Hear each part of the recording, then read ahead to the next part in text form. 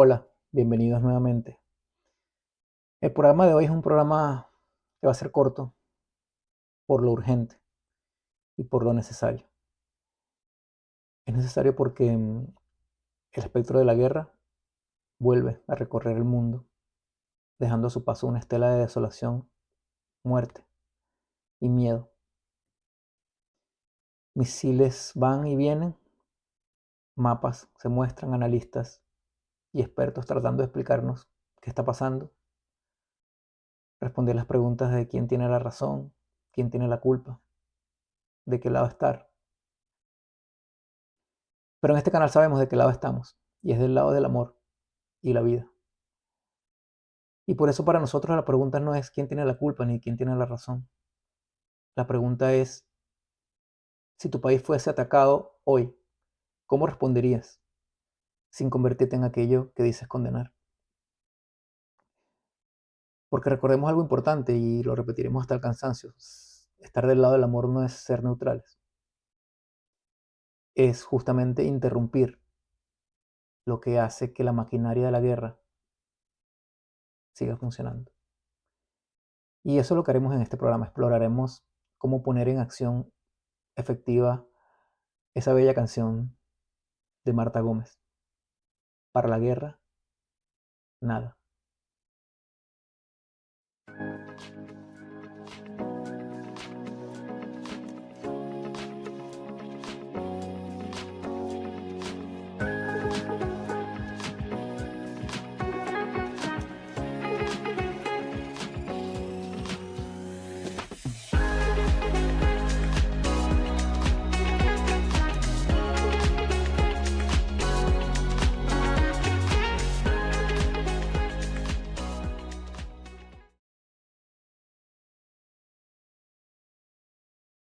La guerra es la expresión más escandalosa y trágica de la violencia. Ya, explosiones, bombardeos, ejércitos enfrentados, muerte. Ser un activista del amor es saber cómo detener la maquinaria de la guerra. Y para eso necesitamos entender cómo funciona su mecanismo. Entonces, aquí en la interdependencia evolutiva integral hemos identificado 5 motores que la ponen en marcha. Hoy vamos a hablar de esos 5 motores, pero lo más importante, vamos a hablar cómo desactivar cada uno de ellos. Y el primer motor nos muestra que la guerra se propaga como una enfermedad contagiosa. Es un contagio psicológico y cultural. Un evento, un ataque, una provocación, una operación militar. La destrucción y en muchos casos la muerte activa una cadena de reacciones dentro de las sociedades. Por eso el primer motor es el miedo colectivo. El miedo es un sentimiento legítimo, una reacción natural ante un peligro. Pero el problema viene cuando el miedo es creado y es estimulado y utilizado deliberadamente para conseguir un fin. Cuando el miedo se convierte en herramienta para obligar a otro a actuar de cierta manera, eso tiene un nombre bien específico y muy conocido y se llama terrorismo. Pero ojo, no me malentiendan. El terrorismo significa utilizar el miedo como forma de coerción. Y esto nos lleva a decir algo con absoluta claridad, porque el terrorismo se condena venga de donde venga. Grupos armados, milicias, estados, gobiernos.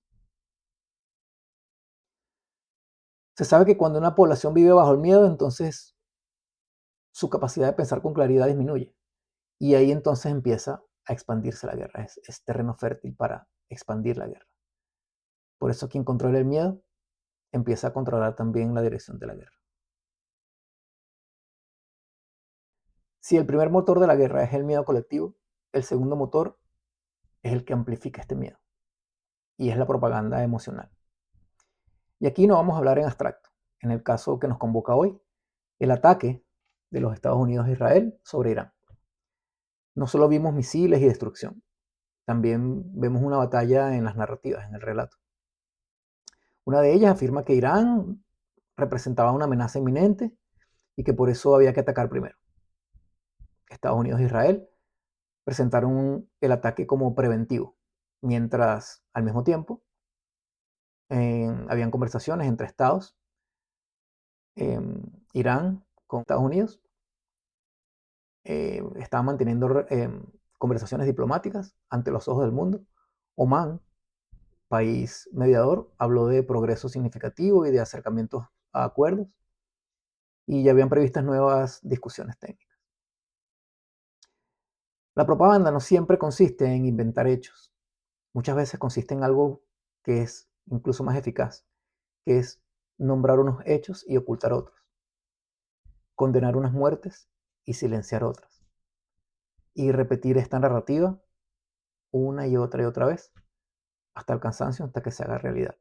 Goebbels, ese personaje del creador de la propaganda nazi, repite una mentira 1000 veces hasta que se convierta en verdad. Entonces, este tipo de narrativas nos dicen que el dolor importa dependiendo de dónde venga, qué víctimas cuentan y qué víctimas no, qué violencia se condena y cuál se justifica. Y así la guerra entonces se vuelve fácil. Ante esta realidad, entonces hay personas que dicen, yo prefiero no escuchar noticias, ni enterarme de lo que pasa. Y aquí también quiero decir algo importante, porque conviene distinguir con claridad entre protegerse, proteger nuestra mente del morbo, de la saturación, de la propaganda. Eso de hecho sirve a la vida. El problema es que hay que tener cuidado con que no nos estemos realmente retirando del sufrimiento del mundo, del sufrimiento, del sufrimiento real del mundo, para no incomodarnos. Y ahí entonces aparece una forma de silencio que deja el campo libre a la violencia. Porque cuidar la conciencia no significa distraernos del dolor del mundo. Y no se trata de llenarnos de imágenes, de ruido y de propaganda. Pero tampoco de llamar protección a la indiferencia. Martin Luther King advirtió en dos poderosas frases esto: no me preocupa tanto la gente mala, sino el espantoso silencio de la gente buena. Y otra en donde decía, al final no recordaremos las palabras de nuestros enemigos, sino el silencio de nuestros amigos. Por eso en tiempos de guerra no basta con estar informados. Necesitamos una disciplina informativa. Entonces, ¿cómo desmantelamos este motor, el motor de la propaganda de la guerra? Bueno, y para eso vamos a usar dos criterios antiguos. Uno es la antigua imagen japonesa de los tres monos sabios, que tiene ecos en enseñanzas confucianas. Uno era no mirar, no oír, no decir lo impropio. Si la traducimos a la interdependencia evolutiva integral, se trataría de no prestar ojos a la deshumanización, no escuchar propaganda de odio y no prestar nuestra voz para la proliferación y la justificación de la violencia. Y esto de prestar nuestra voz me permite introducir el siguiente criterio. El primer criterio es el de los monos. El siguiente criterio es un criterio que se le atribuye a Sócrates. Y Sócrates decía que antes de aceptar o repetir o compartir una información, conviene pasarla por el tamiz de tres preguntas. La primera, ¿es verdadera? Y bueno, para saber esto, tenemos que saber que la verdad no empieza con una opinión. La verdad empieza con una observación clara. ¿Y cómo distinguimos observación de opinión y de juicio? Bueno, pensemos en lo que vería una cámara. Por ejemplo, si utilizamos el caso que nos concierne actualmente y usamos la observación clara para evaluar ambas narrativas, una cámara vería conversaciones diplomáticas, mediadores hablando públicamente y afirmando avances significativos, Luego, en medio de esas conversaciones y entre acuerdos, un ataque. Vería también una población corriendo a cubrirse, explosiones en Teherán. Vería un bombardeo a una escuela de niñas y la destrucción del complejo residencial de Ali Khamenei, el líder espiritual de los chiitas musulmanes, y su muerte como consecuencia de estos bombardeos. Eso pertenece al terreno observable. También pertenece al terreno de lo públicamente verificable la existencia de una fatua por parte de Khamenei estableciendo que Irán jamás construiría o usaría un armamento nuclear por ir en contra de su religión. Otros hechos verificables cubren a Tulsi Gabbard, directora de inteligencia de la Administración de los Estados Unidos, quien declaró que Irán no estaba construyendo un arma nuclear, no había indicios de que Irán estuviese construyendo un arma nuclear y que de quererlo hacer le llevarían meses. Así lo reportó Reuters en una evaluación del 2025 y de nuevo, también el Pentágono informó al Congreso que no tenían indicios de que Irán fuese a atacar a los Estados Unidos. Así que aquí conviene llamar las cosas por su nombre. Cuando una acusación de inminencia no viene acompañada de pruebas públicas equivalentes, mientras la diplomacia sí aparece visiblemente en marcha, no estamos ante una verdad demostrada, estamos ante una justificación de la agresión. La segunda pregunta de Sócrates era, ¿esto es bueno? Nosotros, para no hacer juicios moralistas y traduciéndolo a la interdependencia evolutiva integral, vamos a decir, esto sirve al amor y a la vida. Entonces, de ambas narrativas, veamos cuál sirve a la vida y cuál no. En una narrativa hay conversaciones, mediación, una fatua, hay acuerdos verificables. Y toda acción que reduzca el miedo y mantenga abiertos canales de comunicación y de diálogo son estrategias que sirven a la vida. Por otro lado, tenemos en la otra narrativa una agresión unilateral. Mientras existe una vida diplomática abierta, eso no sirve a la vida. No sirve a la vida convertir una hipótesis no demostrada ni verificada en un permiso para atacar, para matar. No sirve a la vida asesinar a un líder religioso en su complejo residencial y luego afirmar que fue por el bien del pueblo iraní. No sirve a la vida la muerte de civiles inocentes. Eso no pide eufemismos, eso pide condena. Y al mismo tiempo pide apoyo explícito a todo lo que sí protege la vida: mediación, inspección, acuerdo, límites verificables, diálogo. La tercera pregunta ¿es útil saber esto? Y en tiempos de guerra, la información útil será aquella que obtengamos luego de pasarla por estos criterios y filtros de los que estamos hablando. Lo que quede después de eso es realmente lo importante de saber. Esto nos permitirá estar informados apropiadamente para poder distinguir entre acciones que cuidan la vida y acciones que vuelven aceptable su deterioro. Y es importante saberlas porque lo hablamos en la sección 1 acerca del miedo. Si nos hacemos invisibles o si nos hacemos indolentes o ignoramos las acciones de los que hacen daño, entonces estamos colaborando pasivamente con ese daño. Entonces la intención es que con esa información sepamos qué apoyar, cómo convertirnos en eco de esas acciones que abren el camino hacia la desescalada y qué acciones condenar con claridad, qué acciones sabotean esa desescalada. Porque en tiempos de guerras la información no solo describe la realidad, también se convierte en un arma. Y este método de discernimiento se vuelve más riguroso para distinguir qué apoyamos, qué denunciamos, qué combatimos, qué condenamos.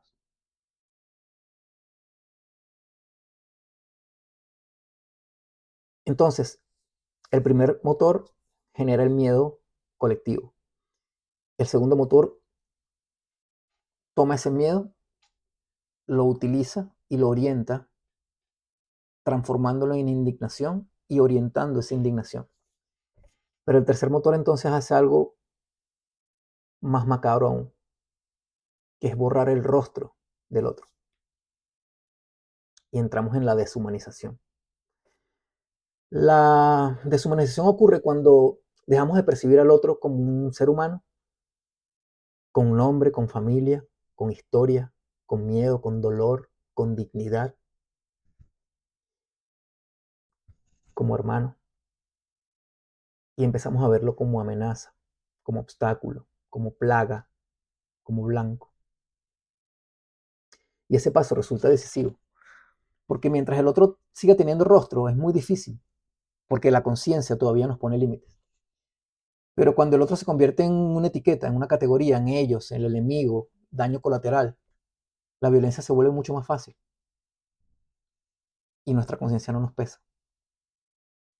Por eso la guerra no necesita solamente armas, necesita también palabras. Palabras que reduzcan pueblos enteros a una sola esencia y así preparar psicológicamente el terreno para justificar su castigo.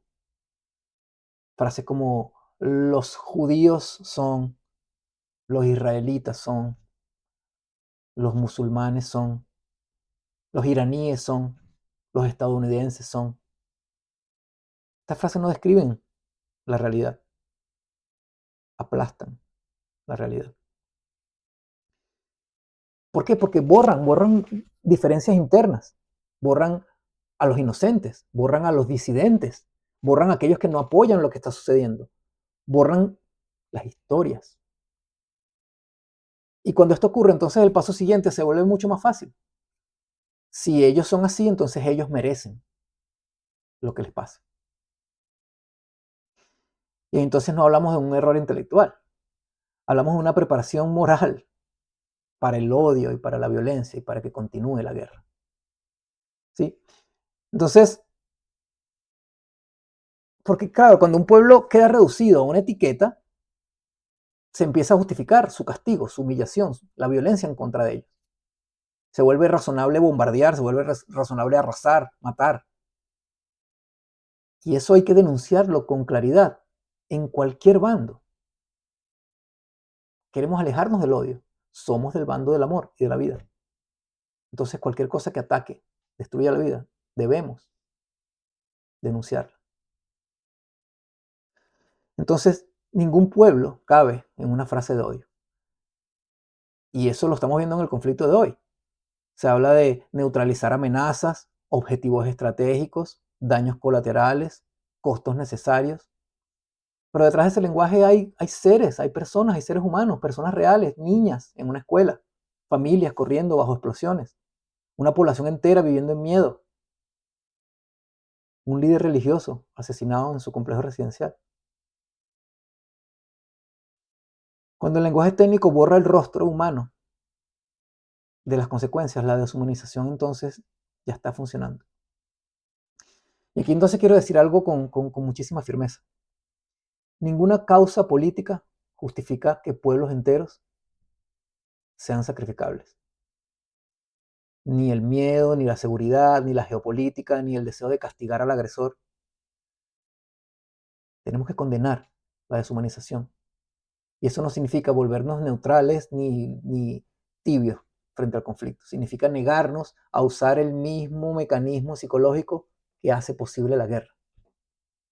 Porque una cosa es defender la vida, ¿sí? Y otra muy distinta es dejar de ver a la humanidad en el otro. Y la paz solo es posible cuando decidimos ver esos rostros. Corre el año 1947, hindúes y sikhs en un lado y musulmanes de otro se atacan y se matan entre sí. La violencia comunal deja una herida inmensa y millones de desplazados. En ese contexto, un hombre destrozado por la violencia se acerca al Mahatma y con el corazón partido de vergüenza y arrepentimiento le confiesa que ha matado a un niño musulmán para vengar la muerte de su hijo. y le pregunta cómo salir de ese infierno. Gandhi lo mira y le responde: encuentra un niño musulmán cuyos padres hayan sido asesinados por el conflicto y críalo como tu hijo. Y luego agrega: pero críalo como musulmán. Gandhi no le propone una reparación simbólica, le propone una acción radical para romper el siguiente mecanismo del que hablaremos, y es el mecanismo de la venganza. La venganza no busca proteger la vida, busca devolver el dolor, responder a una herida repitiéndola en otro cuerpo. Por eso la venganza nunca cierra la guerra, la multiplica. Y aquí conviene recordar algo que ya mencionamos en el capítulo anterior: la diferencia entre defensa y venganza, defensa y retaliación. Porque la defensa, en efecto, busca detener el daño que está ocurriendo y proteger la vida. La venganza busca devolver el daño para castigar, para humillar o para satisfacer la lógica de ahora te toca a ti o ahora les toca a ellos. Y es una diferencia que importa muchísimo. Porque en el conflicto actual, por ejemplo, la defensa, ¿cómo se ve? Se ve como la protección de civiles, el refuerzo de refugios, detener ataques en curso, interceptar misiles, destruir radares o instalaciones de lanzamiento que están participando en el ataque, evacuar personas, asegurar hospitales, contener el daño inmediato. Eso sería defensa. Pero no es defensa la respuesta orientada al castigo, al escarmiento, a la humillación, a la demostración de poder.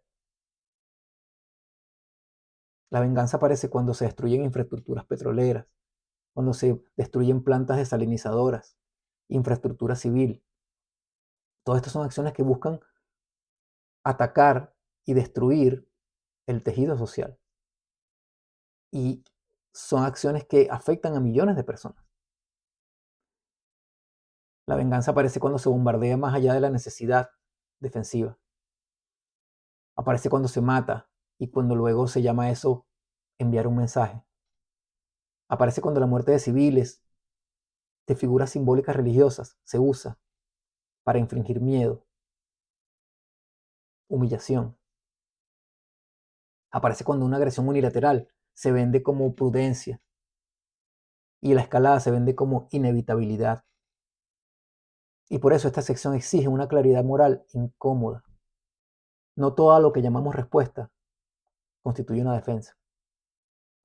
No todo lo que se llama seguridad protege a la vida.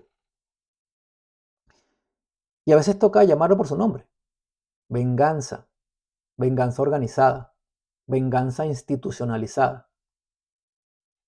Y la importancia de llamarlo por su nombre es porque la venganza empuja una espiral en la que la muerte se vuelve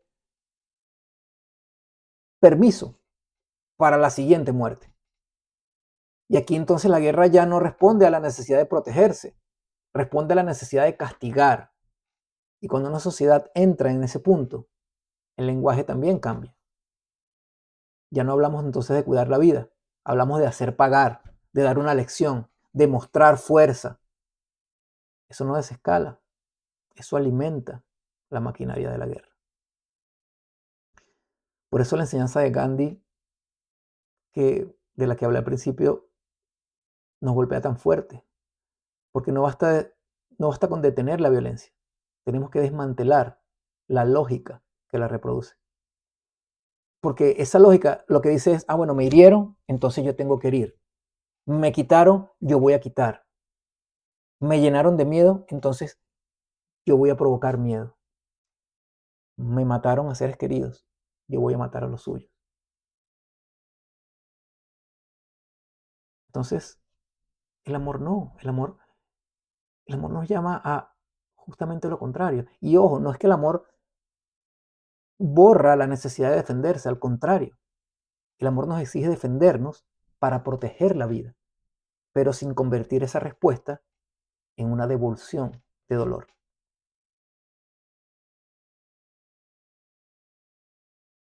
Ok, entonces hasta ahora hemos visto 4 motores de los 5, ¿verdad? El primero es el miedo colectivo, que enciende la guerra. El segundo es la propaganda emocional, que la amplifica. El tercero es la deshumanización, que borra el rostro del otro. Y el cuarto es la venganza, que multiplica todo este daño. Y entonces el quinto motor es como el motor maestro, porque es el que organiza todos estos cuatro.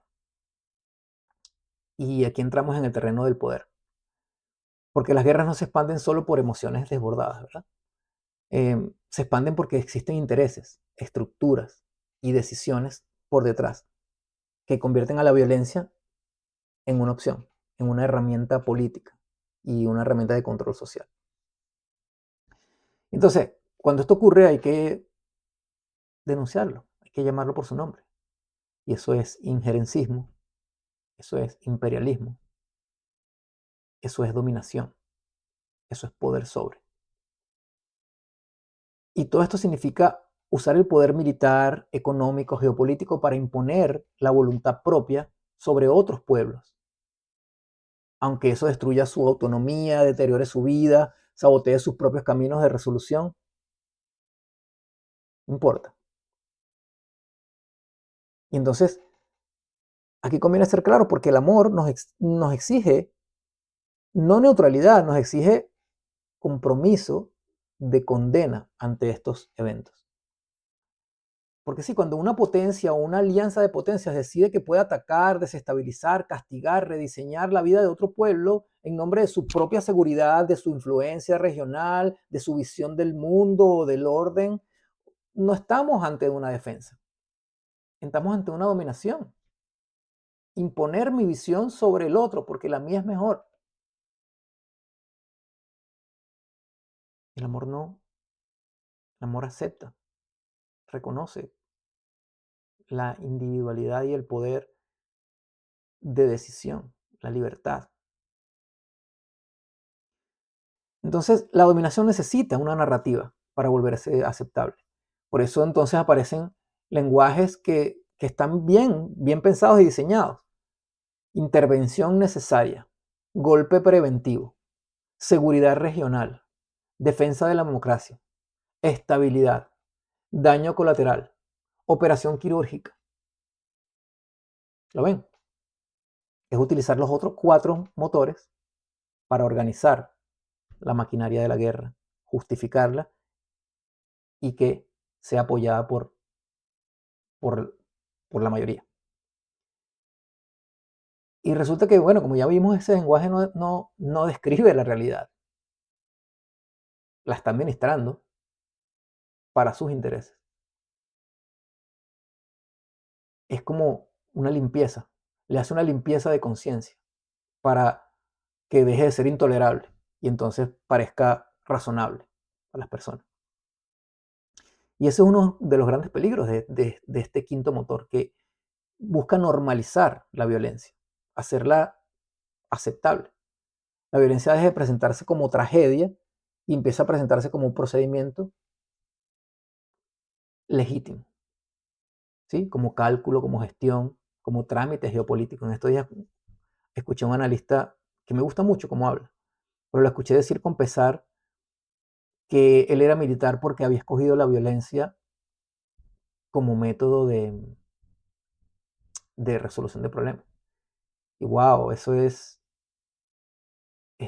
duro, es duro. Em, Porque significa justamente eso, que inclusive lo vemos como algo positivo, como una virtud. Em, y así entonces, con eso se destruyen pueblos, ciudades, se asesinan líderes, se sabotean negociaciones, se condenan a millones al miedo, a la escasez. Y luego todo esto se reduce entonces a una fórmula técnica. Entonces, si la guerra no solo mata cuerpos, la guerra anestesia conciencia. Y por eso, esta parte del episodio creo que nos pide una claridad otra vez que no es fácil aceptar, y es que la violencia organizada por un Estado no adquiere legitimidad simplemente porque la haga un Estado. No todo lenguaje diplomático sirve a la vida. No todo discurso de seguridad protege realmente a los pueblos. A veces protege intereses, protege hegemonías, protege el derecho de unos pocos a decidir sobre la vida de muchos. Y eso también hay que denunciarlo claramente, venga de donde venga. Porque actuar por amor no significa solamente rechazar la violencia visible. También significa desenmascarar las estructuras que vuelven repetible, justificable y rentable la guerra. Y aquí en Activistas del Amor estamos para eso. Queremos interrumpir la guerra. No basta con solamente desactivar el odio en las personas. También necesitamos denunciar los sistemas que convierten ese miedo, la propaganda, la deshumanización y la venganza en políticas de Estado. We the people, nosotros, la gente, las personas, el pueblo, necesitamos desenmascarar los sistemas que convierten los 4 motores en políticas de Estado.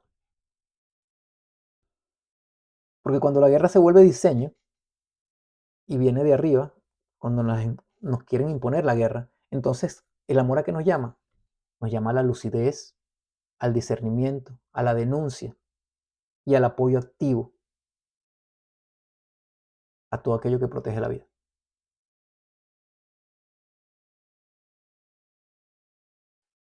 Entonces, bueno, para cerrar, un programa corto pero necesario por lo urgente. Hoy vimos 5 motores, ¿verdad?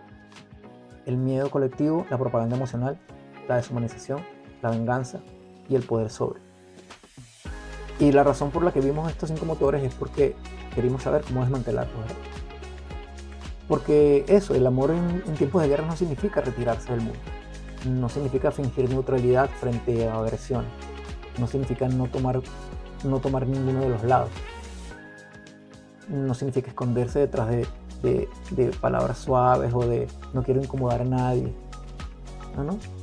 Significa interrumpir uno por uno estos 5 motores que hacen posible la guerra. Interrumpir el miedo cuando se usa para manipular. Interrumpir la propaganda cuando es orientada a intensificar la indignación y llevarla a justificar agresión. Interrumpir la deshumanización que borra el rostro del otro y nos hace más sencillo el recurrir a la violencia porque nos anula la conciencia. Interrumpir la venganza porque reconocemos que no está deteniendo el daño, lo está multiplicando. Poderla diferenciar de defensa. Y finalmente, interrumpir el intervencionismo, la dominación extranjera, el imperialismo, porque pretenden presentarse como orden, prudencia, necesidad. Y detener esto no depende de los gobiernos, depende de cada uno de nosotros. ¿Por qué empieza en nosotros? Bueno, porque en lo que aceptamos como verdad, en lo que repetimos, lo que justificamos, en lo que apoyamos, en lo que nos callamos, ¿sí? Porque hay cosas que necesitamos apoyar con claridad: la mediación, el diálogo, los acuerdos, la protección de la población civil, acciones que reduzcan el miedo, la humillación, la destrucción. Y hay cosas que debemos denunciar, como las agresiones unilaterales, los sabotajes a la diplomacia, la propaganda de guerra, la deshumanización de los pueblos, la venganza organizada. Toda violencia que se disfrace como prudencia, mientras está realmente hiriendo la vida. Porque no es amor.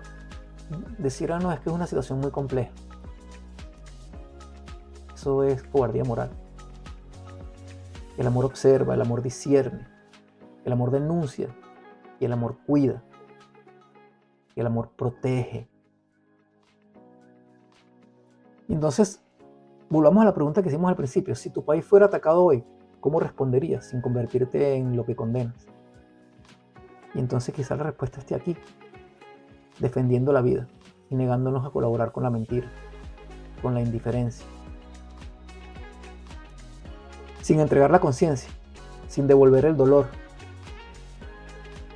sin llamar bien a aquello que destruye. sin dejar de ver la humanidad en el otro, incluso en medio del dolor y del miedo. Porque la guerra comienza cuando el otro deja de tener rostro. Y la paz solo la conseguiremos cuando veamos a ese otro de nuevo, a la cara, su rostro. Nuestro hermano. Y con el permiso de Marta Gómez le agrego, para la guerra nada, para la vida todo. Gracias por estar aquí. Nos vemos la próxima.